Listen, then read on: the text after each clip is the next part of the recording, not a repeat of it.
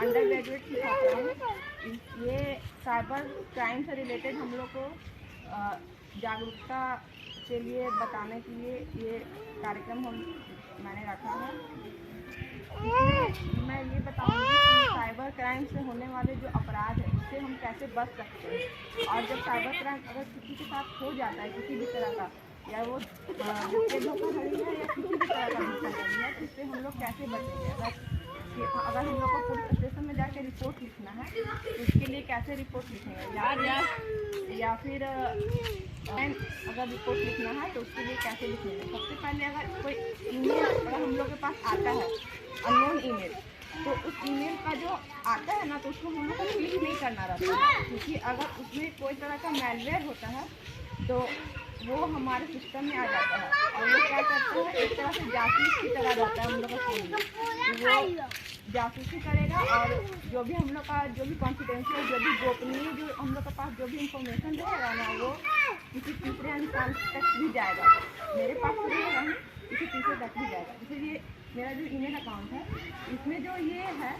अगर हमको कोई भी ईमेल आया तो इसको क्लिक करके नहीं पढ़ना है। अगर अननोन जगह से आया है और ये कह रहा है कि हमको OTP दीजिए या बैंक से रिलेटेड हमको कोई विवरण देना है, इसके लिए अगर आया है, या फिर आपको लॉटरी मिल रहा है या फिर आपको जॉब के लिए दे रहा है, आपको लगता है कि ये कोई तरह का फ्रॉड है, तो उसको ऐसा क्लिक करके नहीं देखना है, उसको ऊपर से देखना है। उसके बाद उसको गूगल में जाके सर्च करना है, ठीक है, कि वो सही जगह से आया है कि नहीं। और इसको चेक करने का तरीका होता है, जैसे कभी कभी होता है लिखने का अंदाज से पता चल जाता है। जैसे यहाँ पर DAY जो लिखाता है ना, उसमें A जो है वो जो कीबोर्ड होता है उसमें अलग तरीका से वो टाइप दिखाता है, और जब वो कहीं से अगर स्पैम वगैरह रहता है या फ्रॉड का कहीं का रहता है तो वो अलग तरीका से लिखा हुआ रहता है। वो आप जब मोबाइल में काम कीजिएगा ना तो आपको इसका डिटेल पता चल जाएगा कि वो सही जगह का है या नहीं। ऐसे तो हम बहुत सारी चीज़ को बताएंगे, लेकिन फिर भी आप अपने से भी जान सकते हैं। कोई अगर आपसे कोई जानकारी मांगता है, अगर कोई आपको कॉल करता है कि हम बैंक से बोल रहे हैं या किसी कंपनी से बोल रहे हैं, आपका अकाउंट अप टू डेट करना है या आपका अकाउंट जो ब्लॉक हो गया है, ये डाटा दीजिए, कभी भी किसी को भी आधार कार्ड का जो नंबर है 12 डिजिट का नहीं देना है। और अब तो ये भी हो गया है कि 12 डिजिट नंबर किसी को नहीं देना है, बस जो लास्ट 4 डिजिट होता है ना वही देना रहता है। लेकिन वो 4 डिजिट हम कैसे देंगे, इसके लिए भी ये है कि जो डिजी लॉकर हम लोग के पास होता है एप्लीकेशन, तो डिजी लॉकर में जब हम लोग कोई भी चीज़ अपलोड कर देते हैं ना, तो भी जो डाटा हम लोग का रहता है उसमें रेसिडेंटल वगैरह जो रहता है ना उसको अपलोड करने का देता है, या फिर आप लोग वैक्सीन लिए होंगे वो भी डिजी लॉकर में डिजिटल फॉर्म में स्टोर हम लोग करके रख सकते हैं। तो उसको जब आप स्टोर करके रखिएगा ना तो वो 4 डिजिट का दिखाएगा, तो उसका एक PDF निकाल लीजिएगा और अब उसी PDF को ही जब आधार कार्ड का जब जेरॉक्स को मांगता है ना तो उसी को दीजिएगा। ये नहीं कि पूरा है तो आधार कार्ड का जो आप लोग के पास कार्ड होगा वहाँ पर जाते हैं तो पूरा कार्ड दे करके ना आप लोग का स्कैन करा के फिर आप किसी को देते हैं, वैसे आप नहीं करना है, क्योंकि किसी भी दुकानदार को ये हक नहीं है, बैंक को किसी को भी हक नहीं कि वो 12 डिजिट का आधार कार्ड का नंबर आपसे ले। इसके लिए मैंने इसको सेव करके रखा है, मेरा जो आधार कार्ड का है, तो देखिए तो देखिए लास्ट 4 डिजिट दिख रहा है। हाँ, मेरे जो आधार का जो लास्ट 4 डिजिट है ना बस वही दिख रहा है, बाकी तो हाइड हो चुका है। ये इसी के लिए ताकि आप साइबर फ्रॉड से बच सके, क्योंकि आप लोगों को पता होगा कि बैंक खाता आधार कार्ड से जुड़ा हुआ रहता है, और बैंक खाता और ये भी हो गया है कि जो फिंगरप्रिंट है हम लोग का थंब इम्प्रेशन, इस पर आप क्लिक कीजिएगा और उसी से आपका ट्रांजेक्शन हो जाएगा। तो वो वाला ट्रांजेक्शन मत चालू कीजिए, क्योंकि उससे बहुत ज़्यादा साइबर फ्रॉड हो रहा है। तो अभी जो 6 डिजिट पिन वाला जो करते हैं, ऑनलाइन जो ट्रांजेक्शन जो करते हैं, तो 6 डिजिट जो पिन वाला है उसी से कीजिए ताकि आपका फ्रॉड होने से आप बच सकें। और अगर कोई अगर आदमी OTP मांगता है, OTP कभी भी नहीं किसी को शेयर कीजिए, क्योंकि अगर कोई आपका ईमेल पासवर्ड ले भी लेता है तो अगर आप OTP दे देते हैं तो वो सोने का सुहागा उसके लिए हो जाता है। क्योंकि आप ईमेल पासवर्ड दे दिए, OTP तो आपका मोबाइल पे आ रहा है, तो वो दे दिए तो आप पूरा तरह से उसमें है तो वो फ्रॉड में आप सारा जानकारी खुलेगी। हाँ, और UPI जो पिन है वो जब किसी से पैसा जब देना रहता है तब देना नहीं होता है, किसी को पैसा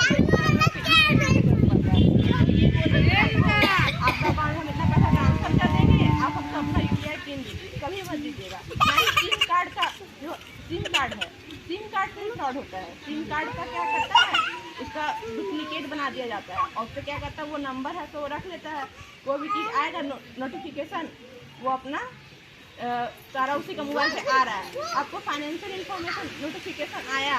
आपको और उसी के पास चला गया तो सारा चीज़ वही आपके लिए तो नाम क्या है सिम कार्ड हो गया, वो तो सारा रखवाली और हकदार तो वही हो गया है ना। इसीलिए जब भी कहीं भी सिम कार्ड खरीदिए तो ध्यान रखिए कि कोई भी अननोन मतलब नया जगह से नहीं खरीदिए, जान पहचान को आसपास अपना जहाँ रहते हैं वहीं से खरीदिए। कहीं से भी चार्ज करना हो, मोबाइल जो चार्ज करते हैं लोग, तो मोबाइल चार्ज रेलवे स्टेशन वगैरह पे एकदम मत कीजिए, जो भी सार्वजनिक जगह है रेलवे स्टेशन या फिर मॉल वगैरह, क्योंकि वहाँ पे जो होता है क्या ना, जो हमारे वाले डाटा होता है, जब हम लोग जैसे चार्ज को घुसाते हैं ना तो हमारा डाटा सारा वो निकल के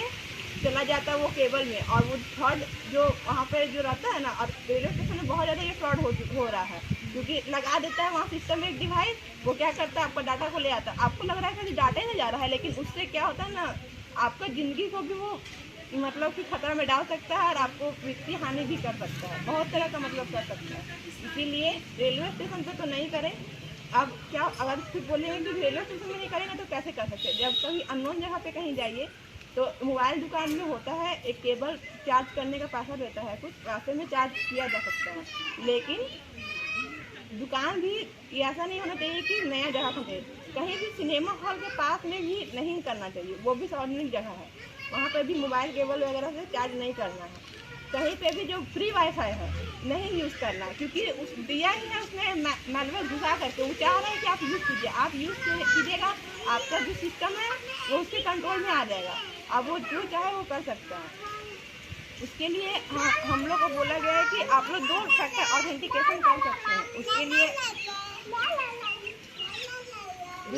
गूगल है, गूगल प्ले स्टोर, वहाँ से एक ऐप आता है गूगल ऑथेंटिकेटर नाम से, वो जब डाउनलोड कीजिएगा उसके बाद फिर सेटिंग में जा करके उसको है सो इंस्टॉल करके और फिर 2 फैक्टर ऑथेंटिकेशन आप ऑन कर सकते हैं।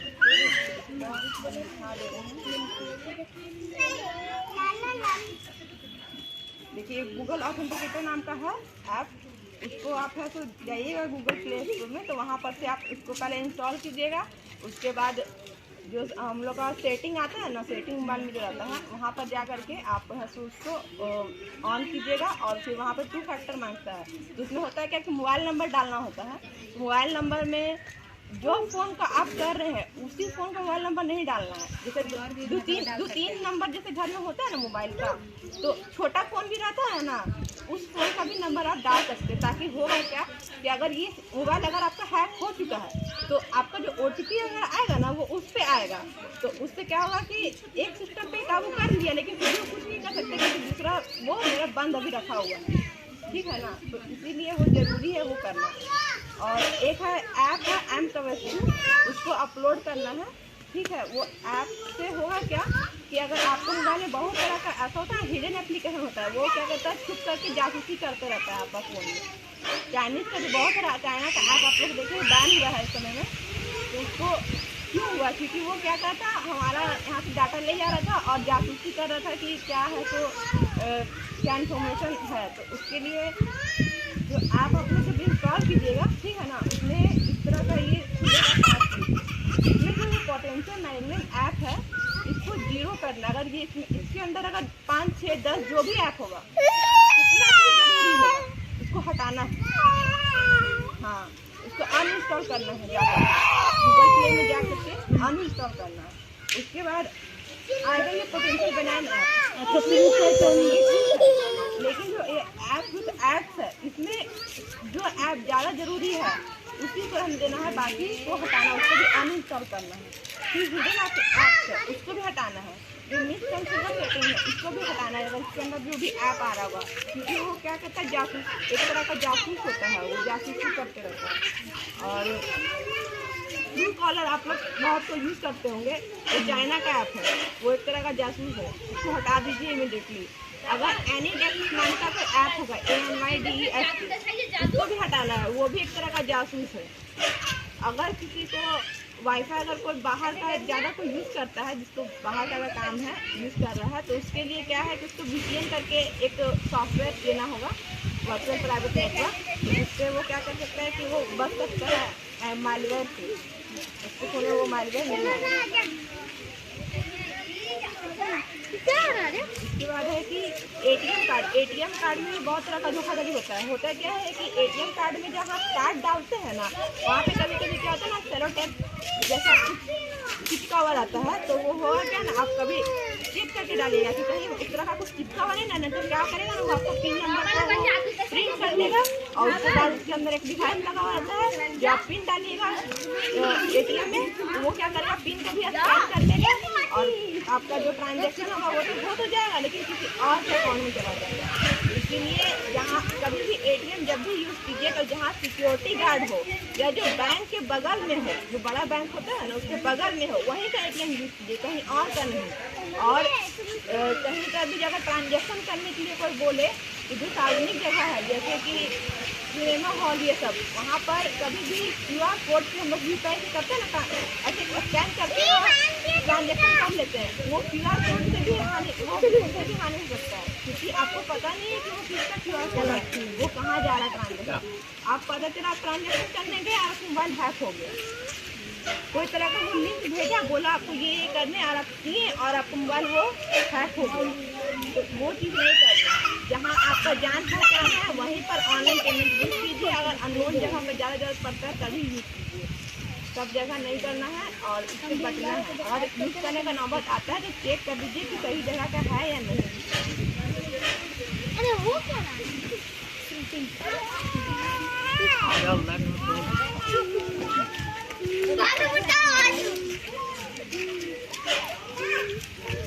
ईमेल या SMS में लिंक आता है तो उसको लिंक को ही पहले क्लिक नहीं करना, और ना ही उसको डाउनलोड करना। कोई भी अब तो ज़्यादातर हो गया व्हाट्सएप पे बहुत तरह का मतलब कि आता है लिंक, तो फॉरवर्ड किया,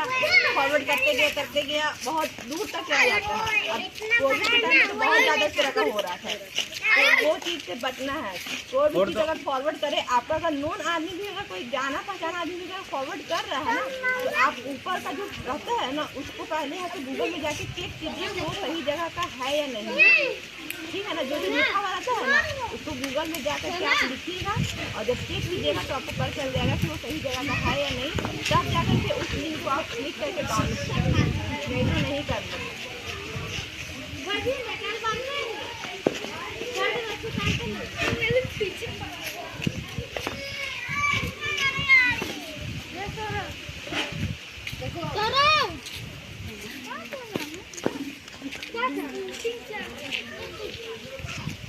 और अगर जॉब के लिए बोलता है कि पहले पैसा दो फिर है तो जॉब मिलेगा, 10,000 5,000 ऐसा कुछ ऑनलाइन पेमेंट के लिए बोलता है कि इतना पैसा दो उसके बाद है तो आपको जॉब मिलेगा, कभी भी ऐसी तरह का जॉब में नहीं जाना चाहिए, कभी भी, क्योंकि वो होता है कि आप ले तो लेगा, उसके बाद फिर नजर ही नहीं आएगा, इस तरह का जो फ्रॉड होता है। और एक ऑनलाइन जो है उसमें आप जाइएगा एक वेबसाइट पे, उसमें https://cybercrime.gov.in, उस पर जब जाइएगा ना तो वहाँ पर कैसे ऑनलाइन रिपोर्ट करना है वो सारा चीज़ उसमें मतलब कि रहेगा कि आप ऑनलाइन अगर आपको फ्रॉड हो चुका है तो आप जाकर के वहाँ पर ये वेबसाइट है उसको ध्यान रखिएगा, और उसमें जाकर के आप क्लिक कीजिएगा तो आ जाएगा ऑनलाइन कैसे रिपोर्ट करना है, वहाँ पर जाइएगा रिपोर्ट कीजिएगा तो आपका वो रिपोर्ट, और क्या क्या चीज़ ज़रूरत पड़ता है, जैसे घटना कब हुआ और कब आप कब उसको देखें, किस तरह का घटना हुआ, वित्तीय घटना हुआ कि आपका डाटा चोरी हुआ, कि फ़ोन नंबर गया, कि ईमेल आईडी का गया, कि या फिर आपका फ़ोटो गया है, या कोई तरह का घर का कोई कागजात था वो सब कुछ गया है, तो उससे रिलेटेड जो भी चीज़ रहेगा वो आपको बताना होगा उसमें। या फिर अगर पैसा से रिलेटेड अगर कोई फ्रॉड होता है ना, तो 1930 पर तुरंत कॉल करना। अगर आप 1 घंटा के अंदर अगर आप रिपोर्ट कर देते हैं ना, तो आपका पैसा वापस आ जाने का चांस बहुत ज़्यादा रहता है। 99%, 95% इतना मान के चलते हैं कि आपका पैसा वापस आ जाएगा। लेकिन अगर आप 1 दिन 2 दिन अगर लेट कर दिए तो कोई चांस नहीं है कि आपको पैसा वापस आएगा, या डाटा गया तो वापस आएगा। और अगर आप विदिन आवर अगर विदिन मिनट करते हैं तो आपका पैसा वापस आ सकता है, क्योंकि अंदर का जो टीम है बहुत अच्छा काम कर रही है। गवर्नमेंट बहुत तरह का वहाँ पे मतलब कि सिस्टम में बहुत कुछ करके रखा है कि अगर आप एक कदम अगर उठाते हैं ना, कोई तरह का अगर ईमेल वगैरह या SMS वगैरह भी अगर आता है ना, तो उसको भी रिपोर्ट करना जरूरी है, ताकि अगर कोई बड़ा हानि नहीं हो हम। और छोटा चीज़ अगर रोक देंगे तो बड़ा चीज़ नहीं ना होगा, इसलिए अगर उसको रिपोर्ट कीजिएगा तो एक बहुत बड़ा नेटवर्क पकड़ में आ जाता है और उसको आप रोक सकते हैं।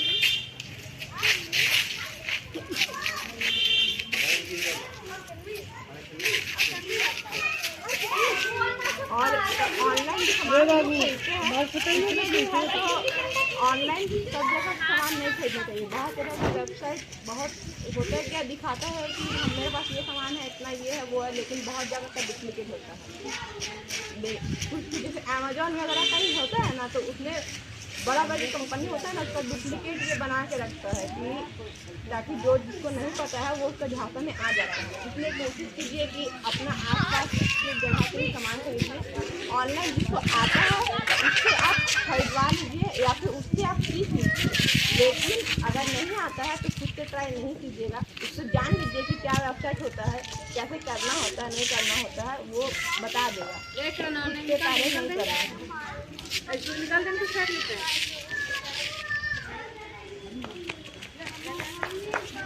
और ये चैरिटी करके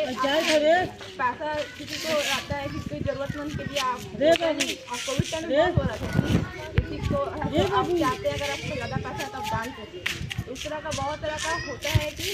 वो लेता है तो आपसे मांगेगा कि आपका बैंक अकाउंट नंबर क्या है, और भी चीज़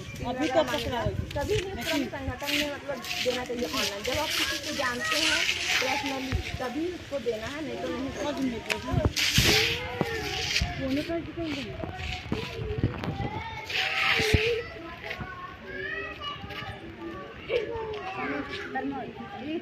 और जब डेबिट कार्ड और ये क्रेडिट कार्ड से जब भी हम लोग करते हैं तो हम लोग को अपना जो नंबर होता है ना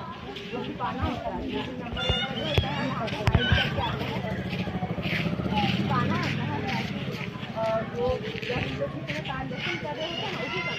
वहाँ पे बटन होता है लास्ट में, उसको जब दबा दीजिए खाली जिंदगी दिखेगा। और अब जब खोलने में रखिएगा तो नंबर दिखेगा जो आपको पासवर्ड वगैरह जो चीज़ है उसको छुपा सकते ट्रांजेक्शन आगे प्रोसेस करें। और आप लोग समय वगैरह और इंसिडेंट जो भी घटना होता है उसका जानकारी देना होगा। और जो भी अगर फाइनेंस अगर पैसा मैसेज अगर आता है कि आपका कौन सा पैसा कट गया, कौन सा सोर्स से कटा, उसका स्क्रीनशॉट ले करके रखना है। उसका स्क्रीनशॉट हम लोग का ये जो एंड्रॉयड फ़ोन है उसमें उंगली से भी हो जाता है ऐसे करने से। और ये जो पावर बटन होता है वॉल्यूम अप वाला से भी होता है, उसको तो एक हाथ दबाएगा तो भी स्क्रीनशॉट हो जाता है, और ऊपर में भी रहता है कि स्क्रीनशॉट करने वाला। और जब हम लोग किसी के साथ ये क्या कहते हैं वीडियो कॉल वगैरह करके बात करते हैं, या फिर अपनी पढ़ाई ऑनलाइन हो गया है ना, तो बहुत सारा को वीडियो शेयर करके पढ़ाते हैं, तो मुश्किल बचने चाहिए। जो अननोन आदमी है उसके पास आपका स्क्रीन शेयर नहीं जाना चाहिए, ठीक है। ये सब बहुत तरह का फ्रॉड हो रहा है।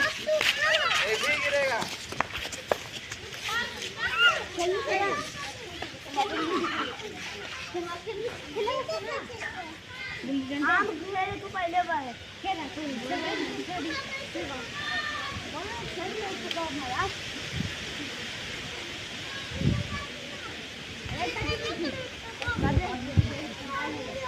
कभी भी जो अननोन कॉल अगर आता है ना तो उसकी ज़्यादा बात नहीं, आप 1930 पे कॉल कीजिए और बताइए कि ये नंबर से हमको कॉल आ रहा है। अगर रिपोर्ट करने नहीं आते हैं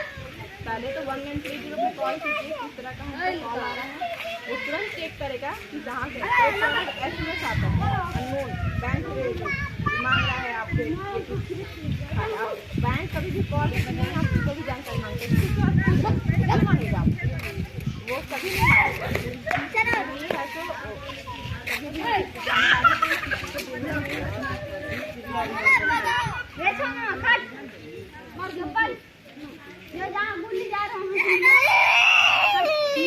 आज के लिए